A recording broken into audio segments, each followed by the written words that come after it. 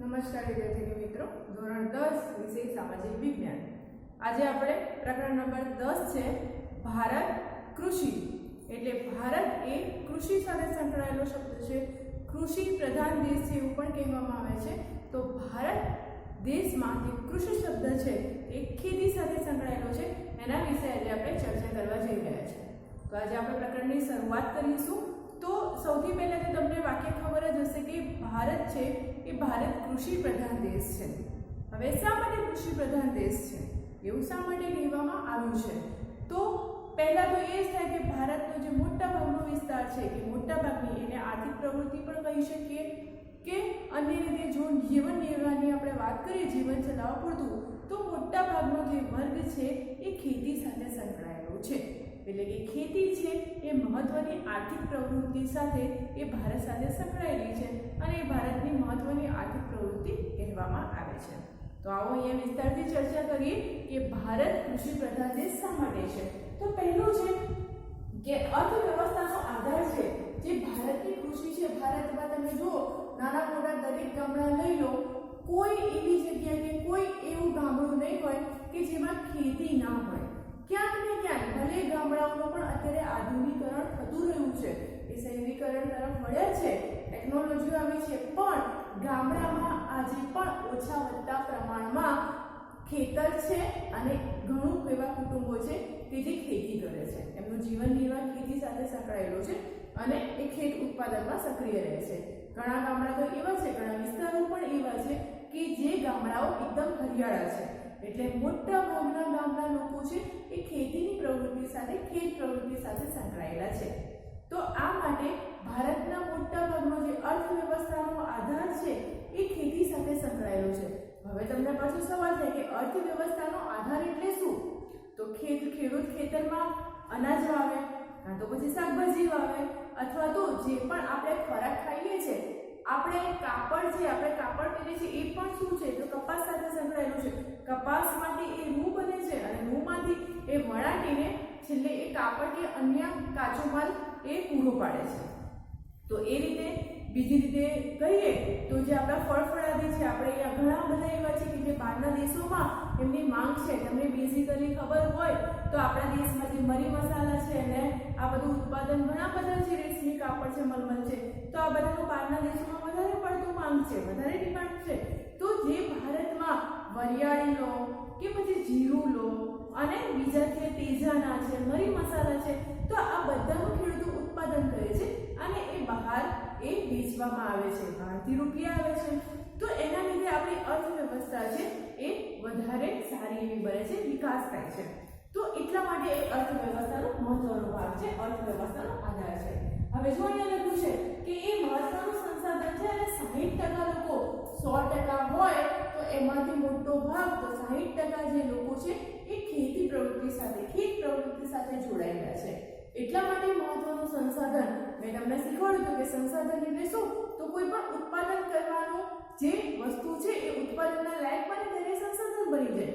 માનવી તેનો ઉપયોગ કરવા માટે એને સક્ષમ બનાવે ત્યારે એ વસ્તુ સંસાધન બની જતી હોય છે. જમીન એમ જ પડી રહે, એનો કોઈ જ ઉપયોગ થતો નથી, એ બિનઉપજાઉ છે, એ કંઈ જ કામમાં આવતી નથી, ત્યારે સંસાધન નથી બનતું. પણ જ્યારે એ જમીનનું ખેડાણ કરીને એમાં પાક વાવવામાં આવે છે ત્યારે એ આપણા માટે સંસાધન બની જાય છે. તો અહીંયા તમને સંસાધનનો અર્થ પણ સમજાઈ જશે. તો એ રીતે ભારત દેશમાં ખેતી, જે ખેતની પ્રવૃત્તિ છે એ આપણા માટે મહત્વનું સંસાધન છે. આપણને ખોરાક પૂરો પાડે છે, સાથે સાથે આપણને કપડાની પણ જરૂરિયાતો પૂરી પાડે છે અને એવી તો અનેક જરૂરિયાતો છે કે જે પૂરી પાડે છે. આપણું ઘણા કુટુંબો છે કે જેમનો જીવનનો આધાર ખેતી હશે, કે એ વેચીને એ જે પાક ઉત્પાદન થાય અને એ માલ વેચીને એ લોકો પોતાનું જીવન નિર્વાહ ચલાવતા હશે. તમે જો સમાચાર વાંચતા હશો તો હમણાં જ ગવર્મેન્ટે જે મગફળીના ટેકાના ભાવ જાહેર કર્યા, હું કાલે જ્યારે ન્યૂઝ જોતી હતી ત્યારે એવું હતું કે સરકારે આ મગફળીના ટેકાના ભાવ જાહેર કર્યા અને તેથી ખેડૂતો છે એમનું રજીસ્ટ્રેશન કરાવે છે. હવે આ જે છે ઉત્પાદન થયેલો મોટા ભાગનો ભાગ છે તો એ બધું તો જાહેર માર્કેટમાં વેચી ન શકે. તો એ આટલો મોટો જથ્થો છે એ માર્કેટ યાર્ડ હશે. તમે જો ઊંઝાનું માર્કેટ યાર્ડ છે એ સૌથી મોટું માર્કેટ યાર્ડ ગણવામાં આવે છે. એટલે ત્યાં મોટા ભાગના જે એવા કહે કે મળના હોય કે મોટા ભાગનું અનાજ હોય એ ત્યાં મોટા પાયે વેચવામાં આવે છે અને ત્યાંથી ખેડૂતોને લાખોની કે હજારોની કમાણી હોય છે એ થતી હોય છે. તો આ રીતે એમને આવક મળે છે. આગળ જોઈએ તો કાચો માલ અને ખોરાક પણ પૂરો પાડે છે. જેમ મેં અગાઉ કહ્યું કે રૂ બને છે, કપાસ છે તો કપાસમાંથી રૂ બને અને રૂમાંથી એવી ઘણી બધી જે પેદાશો છે એ પેદાશોથી કાપડ પણ બને છે. આપણે રૂનું ગળીનો પણ ઉપયોગ કરીએ છીએ. તો આ બધી ઘણી ખરી વસ્તુઓ છે એના માટેનો કાચો માલ એ આપણને ખેતમાંથી પૂરું પડે છે. રાષ્ટ્રીય ઉત્પાદનમાં પણ 22% હિસ્સો છે અને આ 22% જે હિસ્સો છે 22% એટલે રાષ્ટ્રીય ઉત્પાદનમાં આપણી જરૂરિયાત જ્યારે આપણી પાસે તમે ઇમેજિન કરો કે આપણી પાસે ખેતર છે અને ખેતરમાં આપણે રીંગણ વાવ્યા છે. હવે રીંગણ ઉગાડીએ છીએ તો આપણે જેટલી જરૂરિયાત છે એટલા રીંગણ આપણે લઈ લઈશું. બાકીના રીંગણનો આપણે શું કરીશું તો આપણે એને વેચીશું. તો વેચીશું એ માટે એ વેચીને આપણે મોટા પાયે આપણે વિચારીએ તો મોટા પાયે એ ઉત્પાદન છે એ બહારના દેશોમાં પણ જાય છે. બહારના દેશોને આપણે વેચીએ છીએ એટલે રાષ્ટ્રીય ઉત્પાદનમાં પણ એ બહાર પણ વેચાય છે અને દેશમાં પણ વેચાય છે. તો એ રીતે એનું ઉત્પાદનમાં 22% હિસ્સો છે એ ધરાવે છે. વિદેશી મૂલ્યમાં પણ મળે છે. શા માટે? કારણ કે નિકાસમાં એનો 18% હિસ્સો છે. નિકાસમાં 18% હિસ્સો.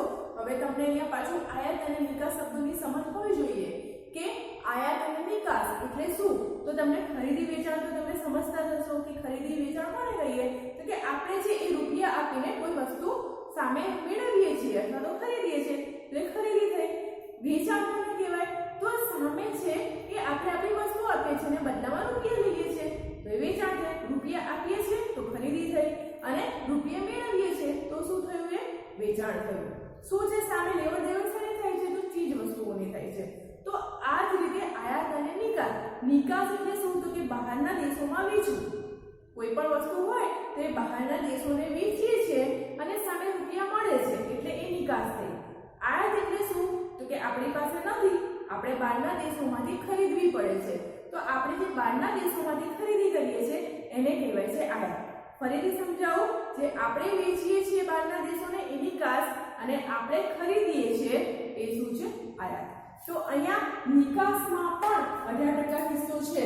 અહીંયા પણ મોટો ફાળો છે કે મોટાભાગની વસ્તુઓ તમે જોજો કે જે આપણે ઠંડા પ્રદેશોમાં ખાસ કરીને હિમાચલ પ્રદેશમાં એપલ છે કે સફરજન, તો સફરજન છે, ચેરી છે અને સ્ટ્રોબેરી છે, આવા જે ઠંડા પ્રદેશોમાં આવા કેસર છે તો કેસર પણ એ બહુ કિંમતી કહેવાય છે કે જલ્દી નથી મળતું. તો આવા જે કિંમતી ઉત્પાદનો છે એ પણ બહારના દેશોમાં મોટી એવી માંગ હોય છે અને એ વધારે ઊંચી કિંમતે વેચવામાં આવે છે. તો આના કારણે પણ જે વિદેશી મૂલ્યમાં છે, વિદેશી મૂલ્યમાં એટલે નાણું, બહારથી નાણું છે એ પણ ખેતી છે આપણને કમાવી આપે છે. આગળ જોઈએ તો માટે ભારત છે કૃષિ પ્રધાન દેશ છે. આ બધા કારણો છે. બહાર વિદેશી મૂલ્યમાં ફાળો છે, મોટાભાગના લોકોનું જીવન નિર્વાહ ચાલે છે, 60% જે લોકો છે એ ખેતી ઉપર આધારિત છે. આપણા ભારત દેશ માટે એ મહત્વનું સંસાધન છે. વિદેશી મૂલ્યમાં પણ 18% હિસ્સો છે અને સાથે સાથે રાષ્ટ્રીય ઉત્પાદનમાં પણ 22% હિસ્સો ધરાવે છે. અને આ બધી મોટાભાગની પ્રવૃત્તિ ખેતી સાથે જોડાયેલી છે. ખેતી એ ભારતની પ્રજાનો મહત્વનો ભાગ છે. લોકોનું જીવન નિર્વાહ પણ એનાથી ચાલે છે અને માટે આપણો ભારત દેશ છે એ કૃષિ પ્રધાન દેશ માનવામાં આવે છે. આગળ જોઈએ તો ભારતમાં શા માટે કૃષિ પ્રધાન છે? એવું કહેવાય છે કે ભારત જ કે કૃષિ પ્રધાન દેશ. શા માટે એવું છે? કારણ કે આપણા ભારત દેશમાં તમે જુઓ તો બહારના દેશો છે, આપણે ફોરેન અમેરિકા જઈએ, યુએસએ જઈએ તો મોટાભાગે ઠંડીનું પ્રમાણ વધારે છે. એવું કહેવાય છે કે અમુક દેશો છે એમાં તો એ લોકોને સૂરજ પણ જોવા નથી મળતો ઘણા સમય સુધી, ઘણા દિવસો સુધી. તો આપણો દેશ એવો છે કે આપણને દરેક ઋતુનો અનુભવ થાય છે. સાથે સાથે આપણે ઉનાળાનો પણ અનુભવ કરીએ છીએ, ઠંડીનો પણ અનુભવ કરીએ છીએ અને ચોમાસું પણ અનુભવીએ છીએ. તો આપણો દેશ છે એ મોસમી જે આબોહવા છે એ આબોહવામાં પણ વિવિધતા રહેલી છે. તો આ કારણોસર આટલી આબોહવાની વિવિધતાને લીધે આપણે દરેક પાકો છે એ ઉગાડી શકીએ છીએ. શિયાળો પાક છે, આગળ હું તમને સમજાવીશ. તો શિયાળામાં થતા પાકો હોય છે, ખરીફ પાક એટલે કે ચોમાસામાં થતા પાકો હોય છે અને જાયદ એટલે ઉનાળામાં પણ અમુક પાકો લેવાય છે. તમે જોયું આપણે કહીએ છીએ કે સિઝનેબલ ફળ છે, તરબૂચ છે કે સકરટેટી છે, તો આ બધું તમને ક્યારે મળશે? તો ઉનાળાની સિઝનમાં. કેરી છે તો કે હવે ભાઈ ઉનાળો આવશે તો ઉનાળામાં કેરી ખાઈશું. તો એ છે એ ઉત્પાદન ઉત્પાદનો છે એ ફક્ત ઉનાળામાં લેવામાં આવે છે. ઘઉં છે તો ઘઉં છે એ શિયાળામાં લેવામાં આવે. એવું કે ઠંડી સારી પડે છે તો ઘઉંનું ઉત્પાદન સારું થશે. તો દરેક સિઝનને અનુકૂળ આપણા ભારત દેશમાં પાકો લેવામાં આવે છે, કારણ કે આપણા આબોહવામાં પણ વિવિધતા છે અને દરેક સિઝનનો અનુભવ થાય છે. તો એ માટે અનુકૂળ આબોહવા છે. જો ફળદ્રુપ મેદાનો આપણા દેશમાં આવેલા છે, આપણી જે માટી છે એ ફળદ્રુપતાથી ભરેલી છે. આ કારણ છે. સિંચાઈની પણ હવે સરકારની વિવિધ યોજનાઓ દ્વારા સિંચાઈની સગવડ, તમે જો નહેરો બાંધવામાં આવી છે, ડેમો છે, એ ડેમોમાં પણ પૂરતું પાણી એ દ્વારા ગામડાઓમાં પહોંચાડવામાં આવે છે. તો આ સિંચાઈની સુવિધાઓ ઉપલબ્ધ થઈ છે અને આપણા જે ખેડૂતો છે એ મહેનતુ અને કુશળ છે અને આ જ કારણે 1 થી 2 પાકનું વાવેતર આપણે વધારે સમય માટે કરી શકીએ છીએ અને આ જ કારણોસર આપણો ભારત દેશ કૃષિ પ્રધાન દેશ બન્યો છે. આગળ વાત કરીએ તો આપણો આ બધું જ છે આપણી પાસે, છતાં પણ આપણો ખેડૂત છે એ નિરક્ષર અને ગરીબ કહેવામાં આવ્યો છે. અને કોઈ પણ ખેડૂત હશે તો તમે જોજો ખેતરમાં હશે તો ઝૂંપડું બાંધીને રહેતો હશે, એની પાસે કે એવી લક્ઝુરિયસ ગાડી નહીં હોય કે એ સુખ શાંતિથી નહીં જીવતો હોય. તો એવું થાય કે આવું શા માટે? જો આટલો બધો પાક સાથે જો કરોડોનો મબલક પાક ઉગતો હોય અને આવી રીતે કમાણી થતી હોય તો ખેડૂત આવો ગરીબ શા માટે રહ્યો છે? તો ત્યારે એવું થાય કે ઘણીવાર એવું હોય છે કે અલગ અલગ ખેતીના પ્રકારો હોય તો એમાં ઘણા એમની પાસે અત્યારે તમે જુઓ તો જ્યાં ત્યાં શહેરીકરણ થયું છે, ઊંચી ઊંચી ઇમારતો છે, બંગલાઓ છે, કારખાનાઓ, ફેક્ટરીઓ બંધાવવા માંડી છે. એટલે શું થયું છે કે ખેતી લાયક જમીનો છે એ ઓછી થતી જાય છે. એટલે ખેતરો છે એ વેચીને ત્યાં ઊંચા ઊંચા ફ્લેટો ને મકાનો ને બંગલાઓ, ફેક્ટરીઓ બને છે, કંપનીઓ બને છે. તો એના લીધે ખેતી લાયક જમીન છે એ ઓછી થતી જાય છે. બીજું શું? તો ભણેલા ગણેલા લોકો હોય તો એમને ખેતી કરવામાં શરમ આવે. એવું થાય કે અમે તો આટલા ભણેલા ગણેલા છે, અમે શું કરવા ખેતરે જઈને મજૂરી કરીએ? તો એક આ પણ પરિબળ છે કે જ્યારે માણસ પાસે એને ટેકનિક આવે કે આપણે ભણેલા ગણેલા હોય તો આપણને ખબર હોય કે આવી રીતે સિંચાઈ કરીએ, આવી રીતે પાણી છાંટીશું તો વધારે પોષણ મળશે, આવા જંતુઓ પડી ગયા છે તો આવા બિયારણો છાંટીશું, આવા આપણે પાકને જરૂરિયાત પ્રમાણે ખાતર આપીશું તો એ આપણને વધારે ઉત્પાદન મળશે. તો જ્યારે આવી આપણામાં નોલેજ આવે છે કે આવું આપણે કેળવીએ છીએ, અભ્યાસ કરીને શીખીએ છીએ, ત્યારે શું થાય છે કે આપણને ખેતી કરવું ગમતું નથી. કે ભણેલા ગણેલા સરસ શિક્ષિત થઈ ગયા અને આવું સરસ જ્ઞાન તો કે હવે ખેતી કરવાની, તો ખેતી છે એ નિમ્ન કક્ષાની માનવામાં આવે છે કે ના એ તો કે ગામડાના લોકો જ કરે, અભણ કે નિરક્ષર માણસ હોય એ જ કરે. તો એક આ પણ પરિબળ છે કામ કરે છે કે શિક્ષિત વર્ગ છે એમને ખેતી કરવું ગમતું નથી.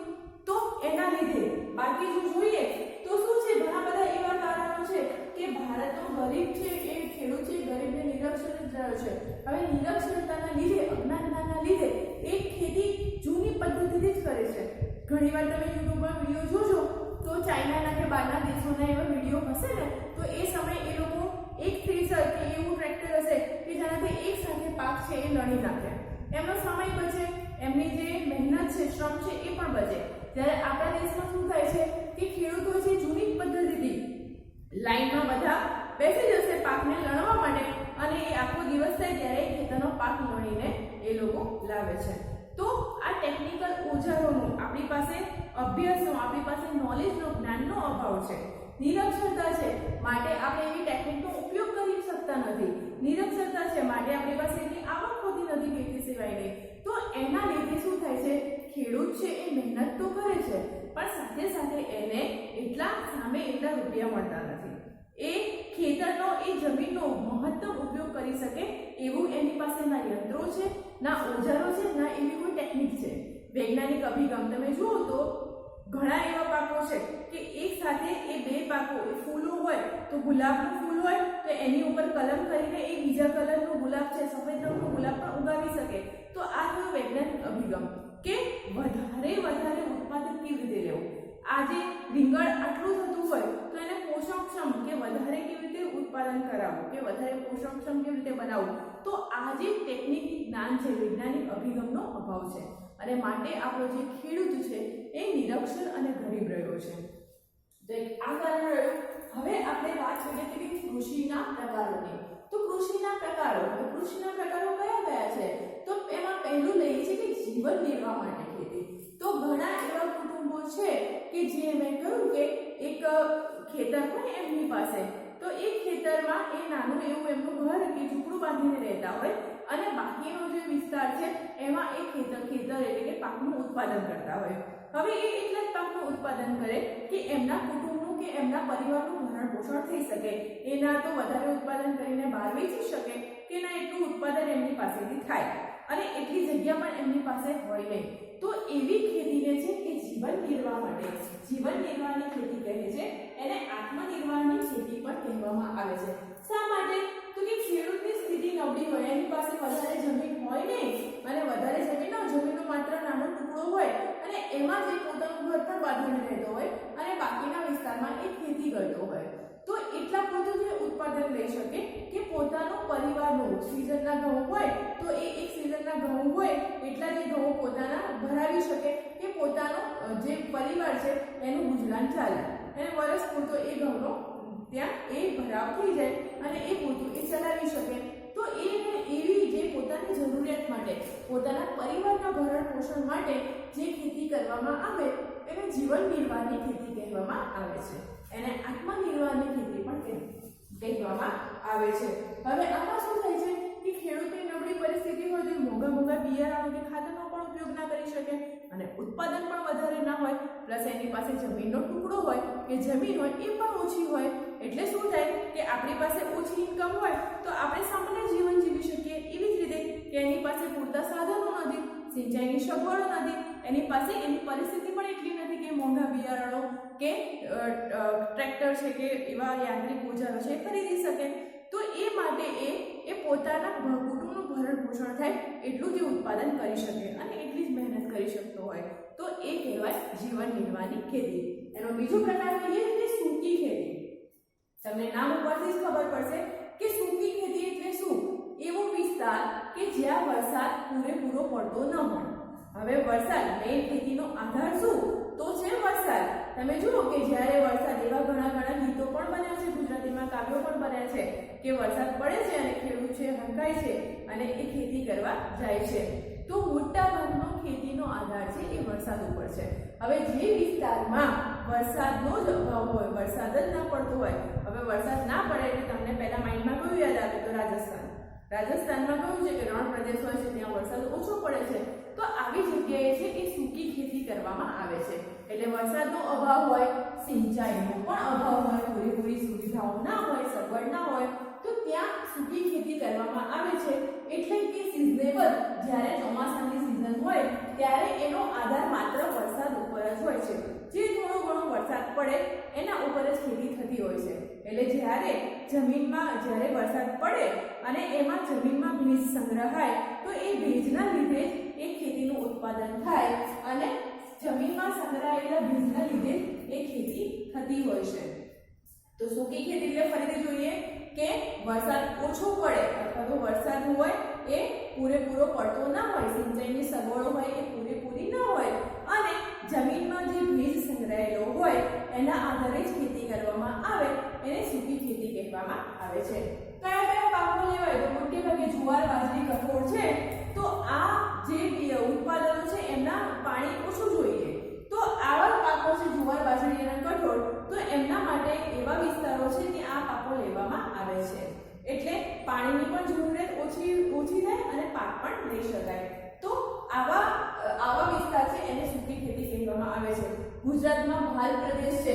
તમે જો ગુજરાતનો ભાલ જે સૌરાષ્ટ્રમાં આવેલો છે, આપણે કહીએ છીએ ભાલિયા ઘઉં, તો ભાલિયા ઘઉં મોટે ભાગે કાળી માટી હોય છે અને એમાં કાંકરી વધારે હોય પણ દાણો હોય એ મોટો હોય છે. તો ભાલ પ્રદેશમાં પણ આ પ્રકારની ખેતી છે એ કરવામાં આવે છે અને ઘઉંનું ઉત્પાદન છે એ લેવામાં આવે છે. એટલે ચોમાસું પૂરું થયા બાદ એ ઘઉંનું અને ચણાનો પાક છે એ લેવામાં આવે છે. ત્રીજો પ્રકાર લઈએ આદ્ર ખેતી. હવે આ સૂકી ખેતી છે, તો આદ્ર ખેતી એટલે ભીની ખેતી. વિરોધ શબ્દ લેવાનું યાદ રાખવાનું પહેલી ગઈ.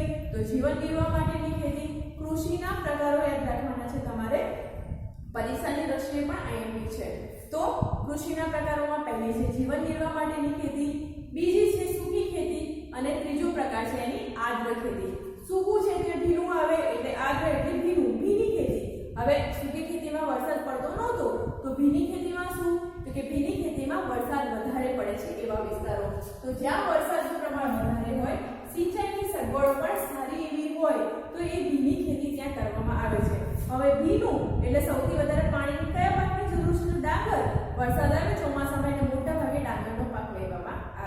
તો ડાંગર, શેરડી, કપાસ, ઘઉં અને શાકભાજી પણ ઘણા શાકભાજી છે તો એ શાકભાજીમાં પણ આ ભીની ખેતી છે એ જગ્યાએ ત્યાં ઉગાડવામાં આવે છે. વાત કરીએ સ્થળાંતરિત અને ઝૂમ ખેતી. ચોથો પ્રકાર છે સ્થળાંતરિત. અગાઉ પણ જો તમને યાદ હોય તો જંગલોના પ્રકારો હતા ને એમાં મેં શીખવાડ્યું હતું સ્થળાંતરિત ખેતી વિશે ચેપ્ટર નંબર 15 માં. તો ઝૂમ ખેતી કહેવામાં આવે છે તો કે જંગલોનો વિસ્તાર છે ત્યાં શું કરે છે તો એ હવે જંગલનો પર્વતીય વિસ્તાર હોય તો ત્યાં તો કોઈ સપાટ જમીન મળવાની નથી તો એવા વિસ્તારોમાં જંગલોને કાપીને અને એના જે પાંદડાઓ હોય કે એને બાળીને ત્યાં એ જમીન છે એને જંગલથી મુક્ત કરવામાં આવે, ઝાડો કાપી નાખવામાં આવે અને ત્યાં ખેતી કરવામાં આવે છે. અને આ ખેતી મોટા ભાગે પહાડો ઉપર કે ઢોળાવવાળા વિસ્તારો પર થતી હોય છે તેને સ્થળાંતરિત કે ઝૂમ ખેતી કહેવામાં આવે છે. હવે શા માટે સ્થળાંતરિત ખેતી કહેવામાં આવે છે? કારણ કે જંગલોનો વિસ્તાર કાપીને અને ત્યાં શાકભાજી છે કે ધાન્ય પાકો છે એ ઉગાડવામાં આવે છે. હવે પહાડી વિસ્તારના લોકો હોય તો એમને પણ અનાજની જરૂરિયાત રહેવાની, એમને પણ શાકભાજીની જરૂરિયાત રહેવાની તો એ માટે એ લોકો એ વિસ્તારને કાપી અને પછી એ જમીનને ત્યાં પાક લેશે. હવે મોટા ભાગે એ 2 કે 3 વર્ષ સુધી કાં તો 1 કે 2 વર્ષ સુધી એ વધારેમાં વધારે એ જગ્યાએ એ ખેતી કરી શકશે. શા માટે? કારણ કે પછી ત્યાં ફળદ્રુપતા ઓછી થઈ જાય એટલે એ પાછા એ વિસ્તાર છોડીને બીજી જગ્યાએ જશે અને ત્યાં એ ઝાડ છે કે જંગલોને કાપીને એ વિસ્તારમાં પાછા ખેતી કરશે. તો વારે વારે જંગલોને કાપીને 1-2 વર્ષ પાક લેશે અને પછી ત્યાં ફળદ્રુપતા ઓછી થઈ જશે, પાક નહીં થાય એટલે બીજો વિસ્તાર શોધીને ત્યાં જંગલો કાપી અને એના પાંદડાઓ છે એને બાળીને ખેતી કરવામાં આવશે. તો આ વારે વારે સ્થળાંતર કરે છે, જગ્યા બદલે છે, જંગલોને કાપીને. શા માટે? કારણ કે ફળદ્રુપતા ઓછી થઈ જાય.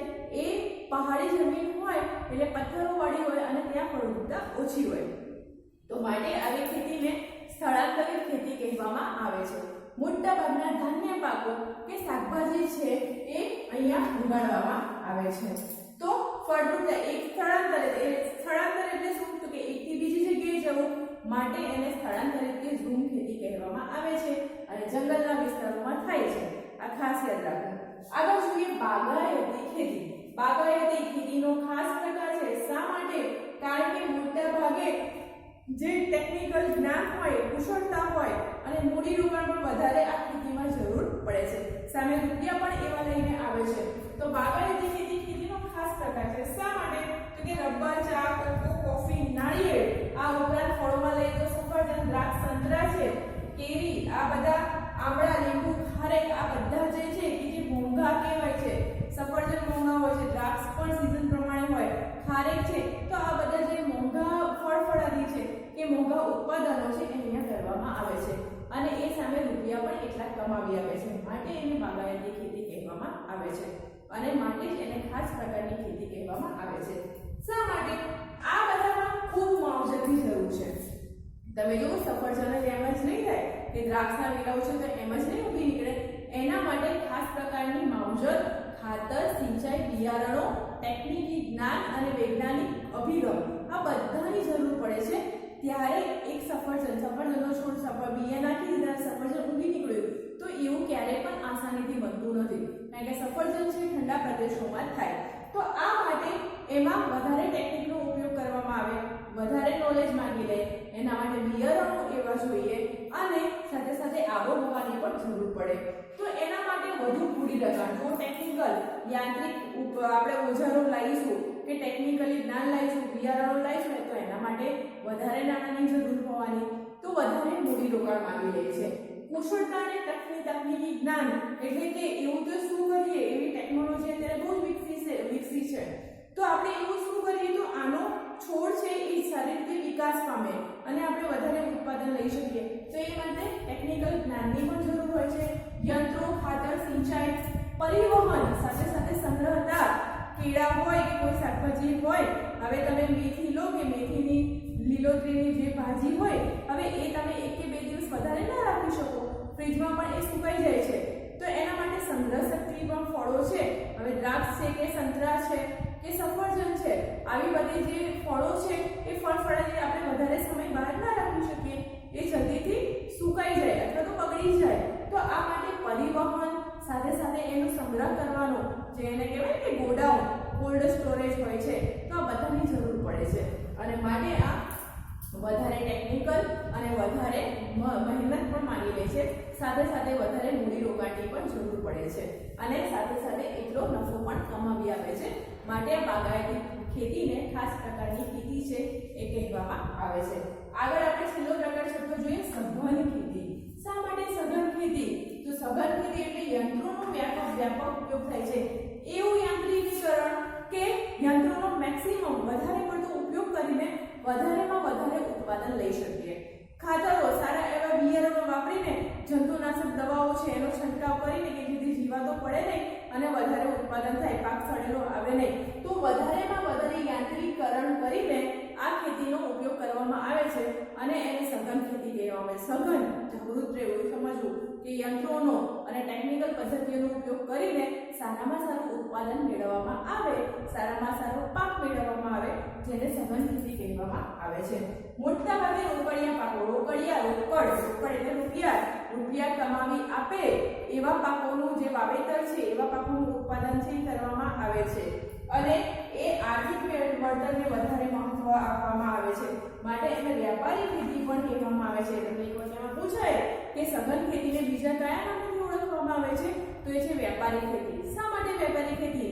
કારણ કે રોકડિયા પાકોને વધારે રૂપિયા કમાવી આપે એવા પાકોને જ મહત્વ આપવામાં આવે છે અને એવા પાકો પાછળ જ મૂડીરોકાણ કરીને વધારે નફો કમાવવામાં આવે. કઈ રીતે વધારે નફો મેળવવો એ માટે યંત્રોનો ઉપયોગ કરવામાં આવે, બિયારણોનો, જંતુનાશક દવાઓનો ઉપયોગ કરીને વધારે વળતર મેળવવામાં આવે, એટલા માટે એને સઘન ખેતી કહેવામાં આવે છે, વ્યાપારી ખેતી કહેવામાં આવે છે. તો અહીંયા આ ખેતીના પ્રકારો રહ્યા: જીવન નિર્વાહ ખેતી, સૂકી ખેતી, આર્દ્ર ખેતી, બાગાયતી ખેતી, એના પછી સ્થળાંતરિત ખેતી અને સઘન ખેતી.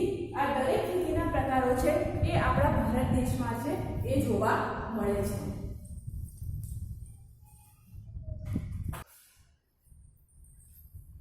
કૃષિના 6 પ્રકારો છે તેના વિશે સમજી ગયા બાદ આગળ આપણે જોઈશું કૃષિની પદ્ધતિઓ કેટલી છે. તો કૃષિના 6 પ્રકારો છે અને કૃષિની પદ્ધતિઓ છે એ 3 છે. કઈ કઈ પદ્ધતિ? તો સજીવ પદ્ધતિ છે, ટકાઉ પદ્ધતિ છે અને મિશ્ર પદ્ધતિ છે. તો 3 પ્રકારે છે એ આપણા ભારત દેશમાં ખેતીની પદ્ધતિએ ખેતી પાક છે એ ઉગાડવામાં આવે છે, ખેતી કરવામાં આવે છે. તો પહેલી પદ્ધતિ છે સજીવ ખેતી.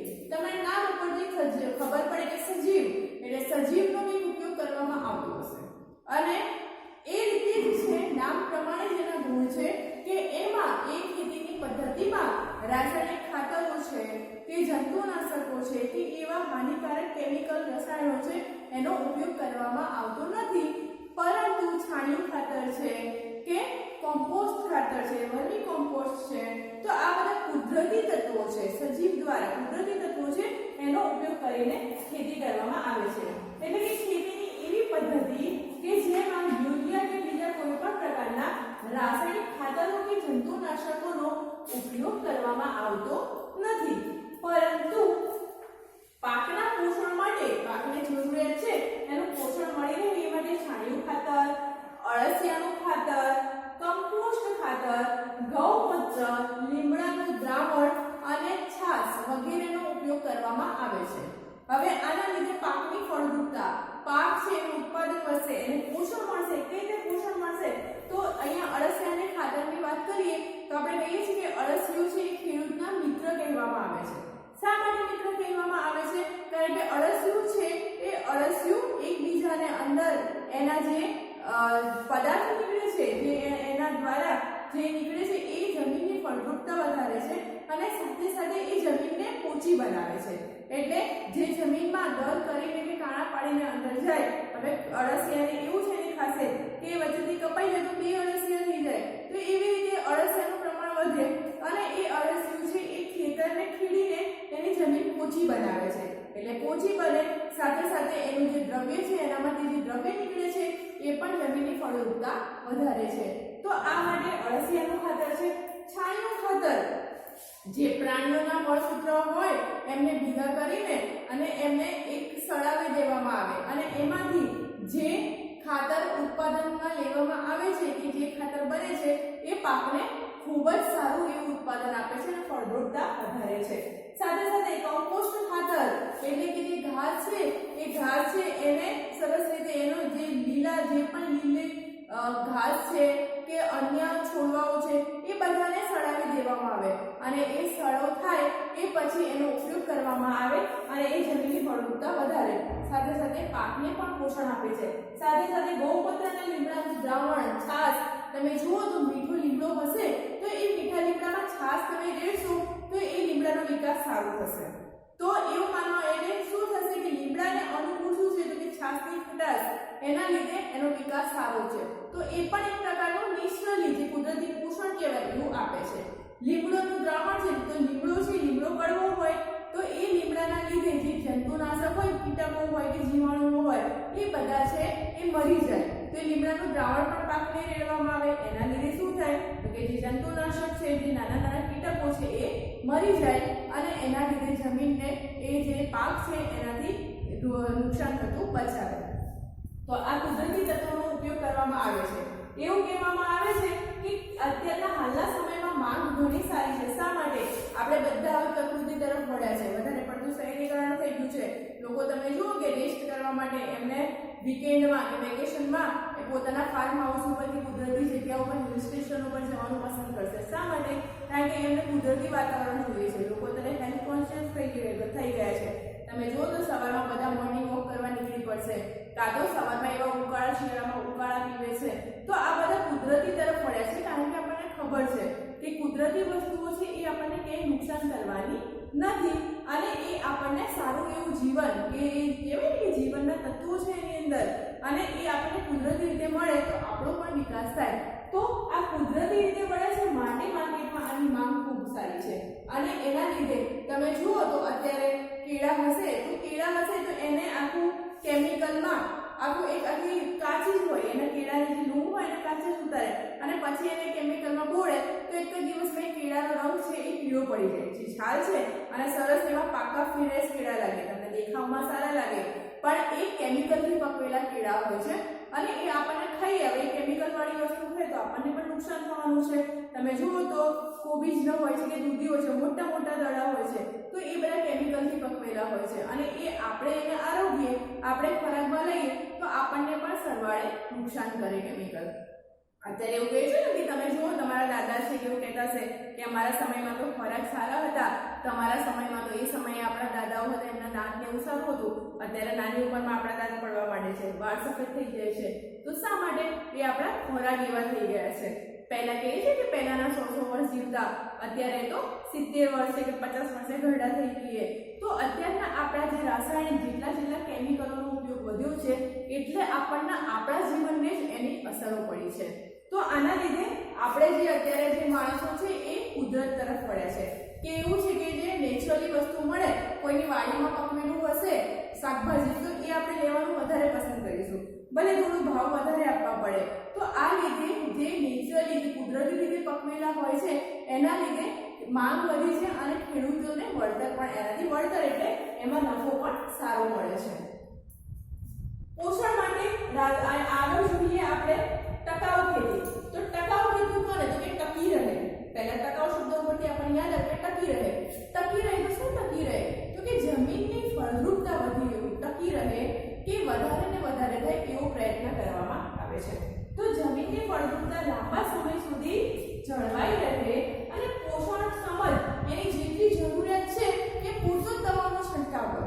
જેટલા જમીનને યુરિયાની જરૂર છે કે એ કેમિકલની જરૂર છે કે ખાતરની જરૂર છે એ પૂરતું જ, વધારે નહીં કે વધારે ઉત્પાદન લઈએ અને વધારે ફળદ્રુપ બનાવીએ, પાકો વધારે લઈએ, એ નહીં. જેટલી જરૂર છે એ પૂરતો જ દવાઓનો ઉપયોગ કરવો અને સાથે સાથે જૈવિક નિયંત્રક અને જળ સંરક્ષણ. જૈવિક નિયંત્રક એટલે કુદરતી રીતે તમે જો ઘણા ખેતરોમાં ચાળિયા ઉભા કર્યા છે. શા માટે?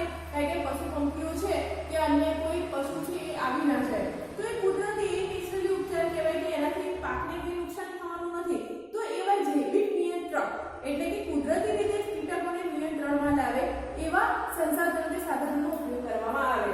જળ સંરક્ષણ એટલે કુદરતી એવા વરસાદના પાણીના ટાંકાઓ છે તો એવા ખાડાઓ કે તળાવો બનાવવામાં આવે કે ટાંકા બનાવવામાં આવે કે જેથી કુદરતી પાણી છે સચવાઈ રહે અને એનાથી ખેત ઉત્પાદનમાં એનો ઉપયોગ થઈ શકાય. તો આને કહેવાય છે ટકાઉ ખેતી.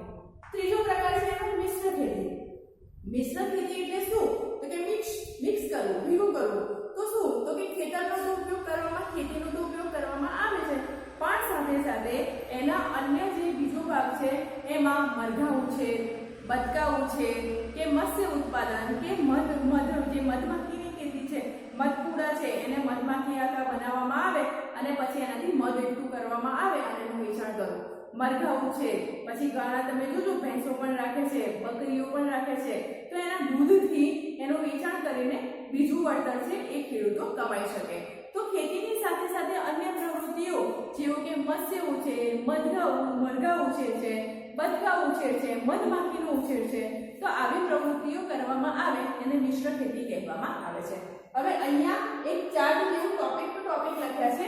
પહેલું છે એ ખરીફ પાક, બીજો રવિ પાક અને ત્રીજો છે એ જાયદ પાક. પાકના ત્રણ કઈ રીતે પાક લેવામાં આવે છે? તો જેમ કહ્યું કે આપણો ભારત દેશ છે એ આબોહવા વિવિધતા ધરાવે છે.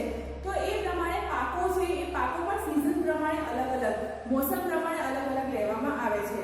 એટલે અહીંયા ખરીફ પાક એટલે મુખ્યત્વે ચોમાસામાં લેવામાં આવે. તો ચોમાસામાં લેવામાં આવે એને ખરીફ પાક કહેવાય. બીજો છે એ રવિ પાક. રવિ શબ્દ યાદ આવે શિયાળો યાદ આવે કે રવિ છે તો શિયાળામાં લેવામાં આવે એવો પાક. અને જાયદ પાક એટલે એ ઉનાળામાં લેવામાં આવે તેવો પાક. એટલે ખરીફ એટલે ચોમાસું, રવિ એટલે શિયાળો અને જાયદ એટલે ઉનાળો.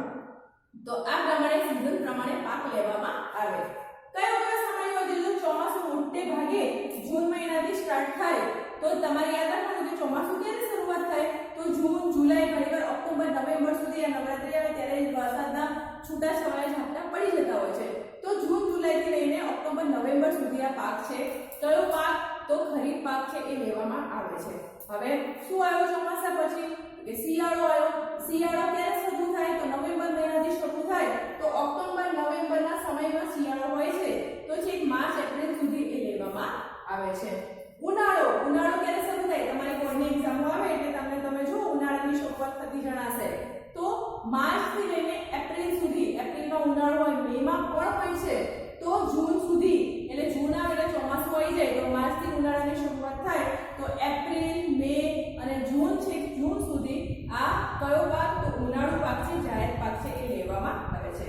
તો યાદ રહેશે ખરીફ પાક ચોમાસામાં, રવિ પાક શિયાળામાં અને જાયદ પાક ઉનાળામાં. ચોમાસું ક્યારે હોય? તો જૂનથી શરૂઆત થાય, તો જૂનથી લઈને જુલાઈ અને ઓક્ટોબર, નવેમ્બર સુધી રહે છે. રવિ પાક ક્યારે? તો કે ઓક્ટોબર, નવેમ્બરમાં શિયાળાની શરૂઆત થઈ જાય. શિયાળો હોય તો છે જાન્યુઆરી, માર્ચ સુધી ચાલે છે. તો ઓક્ટોબરથી નવેમ્બર સુધી અને માર્ચ, એપ્રિલ સુધી એ લેવામાં આવે છે. ઉનાળો આવી ગયો. ઉનાળો એટલે માર્ચથી તમારી પરીક્ષાઓની શરૂઆત. ઉનાળાની શરૂઆત તો માર્ચથી લઈને એપ્રિલ સુધી છે, માર્ચથી લઈને જૂન સુધી છે કે જૂન મહિના સુધી ગરમીઓ ચાલે છે. તો માર્ચથી જૂન સુધી ઉનાળુ પાક લેવામાં આવે છે. હવે કયા પાક? જો મોટે ભાગે પાકમાં કંઈક આડું થાય તો ચિંતા નહીં કરવાની, પણ લખવાના. તમને યાદ આવે એટલા પાકો, કારણ કે આપણા ભારત દેશમાં મોટા ભાગના બધા પાકો છે એ લઈ શકાય છે. ઘણા પાકો છે કે ઉનાળામાં લેવાય છે, ચોમાસામાં લેવાય છે અને શિયાળામાં લેવાય છે. તો એની કઈ ચિંતા નહીં કરવાની, ક્યાંક મિક્સઅપ થાય તો ચાલે, પણ યાદ રહીને લખવાના. તો ચોમાસું આવે એટલે ડાંગર ખાસ યાદ રહી જાય, બરાબર? ડાંગર, મકાઈ, જુવાર, બાજરી, કપાસ, તલ છે, મગફળી, મગ અને મઠ જેવા પાકો લેવામાં આવે છે. રવિ એટલે ઘઉં યાદ આવે, ઠંડીમાં થાય. જેમ ઠંડી પડે એમ ઘઉં સારા પાકે એવું કહેવામાં આવે છે. તો ઘઉં છે, ચણા છે, જુવાર, સરસવ, જવ, રાયડો અને અળસી જેવા પાકો છે એ શિયાળામાં લેવામાં આવે.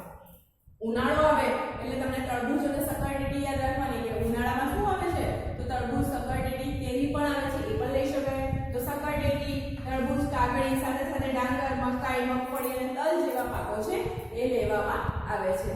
તો આ થઈ આપણે કૃષિની પદ્ધતિઓ અને સાથે સાથે પાકના જે પ્રકારો છે, ભારતની જે કૃષિ પેદાશો છે કઈ છે સીઝન પ્રમાણે, તો એના વિશે ચર્ચા કરી ગયા. તમારા માટે એક અગત્યનો સવાલ છે કે કૃષિના જે પ્રકારો છે તમારે એ જણાવવાનું છે કે 6 પ્રકારોની આપણે ચર્ચા કરી ગયા તે. હાલ પૂરતું આપણે અહીંયા જ અટકાવે. નેક્સ્ટ વિડીયોમાં આપણે આગળ ચર્ચા કરીશું. Thank you.